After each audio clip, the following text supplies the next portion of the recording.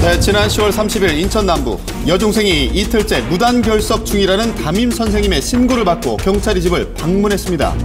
그런데 연소된 연탄과 함께 발견된 것은 나란히 누운 채로 세상과의 인연을 끊은 세 가족.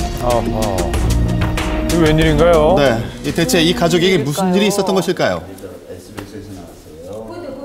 제 머리 위에서 그런 일이 있으려면 그냥 항상 조용히 살았으니까 몰랐어요. 누가 뭐 얘기하고 이런 거 뭐 이런 데 와서 음식 먹고 이런 게 하나 없어. 고립돼서 이제 자기들끼리 사는 것 같아. 가까운 이웃조차 예상치 못한 갑작스러운 죽음. 어떻게 된 일일지 관할 경찰서를 직접 찾아가 봤습니다. 이 세 가족이 한꺼번에 갑자기 자살한 게 어떻게 되는 겁니까?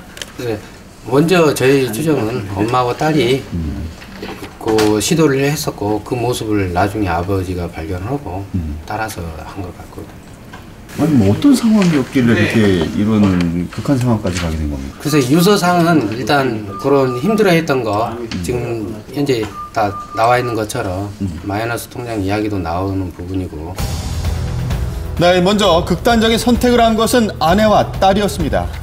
아내는 생활고에 관한 유서를 남겼고 14살 어린 딸도 아버지에게 유서를 남기고 세상을 떠났습니다. 생활고를 비관해서 뭐 자살을 했다고 알고 있는데 그럼 아무런 경제 활동은 못했던 겁니까? 아니요.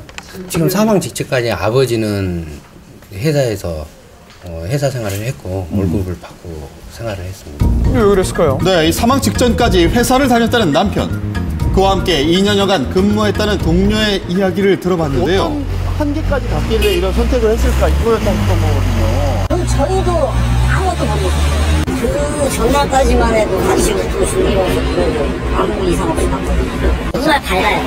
사람들이 뭐라고 장난치면은 절대 화낸다거나 이게 아니고 그냥 하나하나 다 받아서 장난을 다 받아줘요. 늘 성실하게 근무했기에 아무도 짐작하지 못했다는데요. 그래서일까요? 남편의 자리는 아직까지 그대로 남아있었습니다. 본인이 요즘 좀 생활고에 대해서 혹시 얘기를 하셨어요? 생활고라기보단 부동산을 갖고 있다고 얘기는 했었어요. 네, 그런데 생활고에 시달렸다는 부부에게 부동산이 있었다는 것인데요. 15개? 네, 이 부부 명의로 된 주택이 무려 15채나 있었다는 사실. 사실 확인을 위해서 부부가 살았던 인근의 부동산을 찾아가 봤습니다. 얘기를 한번 들어보시죠. 저 집이 아주 나쁜 건 아니에요. 나쁜 건 아니고 저에게는 예색은 싸는 하는 편이죠. 심지어 이 좋은 위치에 자리한 집을 두고 생활고는 무슨 이야기인 것일까요? 그런데 이 등기부 등본을 확인해보니 부부가 살았던 집은 경매 매물로 사들인 집이었습니다. 게다가 이 고액의 대출을 받아서 구입한 집이었는데요.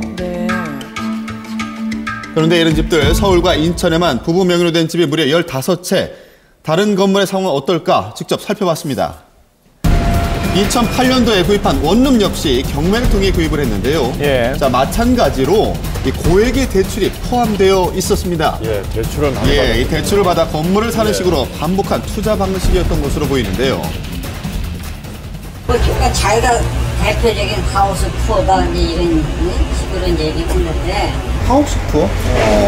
자기들 그냥 이번에 대출 받아가지고 돈이나고 경계 좋을 때는 또 대파고 그래서 좀 차익을 남겨다가 이제 경기가 꽉 묶어져 버리니까 그동안 사놨던 것이 전혀 안 풀리니까.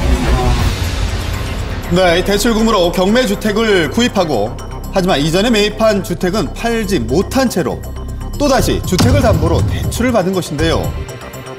되풀이되던 이 악순환은 부동산 경기가 침체되면서 엄청난 빚을 남기고 말았습니다. 자, 그렇다면 조금 손해를 보더라도 한두 채 정도 할 생각을 하지 못했을까요? 비싼 집집에서 받았어요. 지금은? 지금은 계속 뭐 최저가로 그냥 넘기니까. 최저가가 돼버린 거군요. 지금도 어쨌든 간에 오를 기미도 안 대출 받은 금액보다 집값이 더 떨어진 거죠? 집이 잘 팔리지도 않죠, 이제. 가질 수도 팔 수도 없었던 건 다른 건물 역시 마찬가지였습니다. 2008년도에 매입을 했더니 그때가 어떤 시기인 거예요? 그때가 최고까지 꼭지점이죠. 2008년도에 가격이 많이 오른 거예요. 그 전에는 좀 굉장히 쌌었어요. 2008년도면 제가 볼 때는 한 6천대에서 하지 않았나. 그럼 지금 가격이? 5천 초반. 5천이요? 그렇게 떨어졌어요. 그럼 그렇게 되기 전에 20% 정도 떨어졌어요. 대출 금보다 더 떨어진 거예요.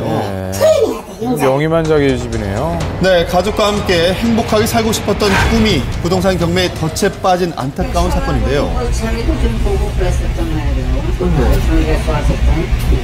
근데 그래서 이제 안 되고 하니까는 이제 돈을 그러니까 할 수 있는 것이 그거밖에 없으니까 이제. 부동산의 정책적으로 구제적인 문제를 해결하지 않은 상태에서 계속 또 빚을 권하는 세상이 된 거죠. 많은 사람들이 10년, 20년 전에 부동산 좋은 시절을 생각하면서 부동산 물건만 생각한다면 큰 낭패를 볼 수 있는 거죠. 남들보다 조금 더 잘 살고자 했던 것이 욕심이라면 욕심이었는지 모릅니다. 하지만 이것을 단순한 이씨 가족의 과욕의 문제로만 봐야 할까요? 누구나 갖고 있는 욕심이죠. 네.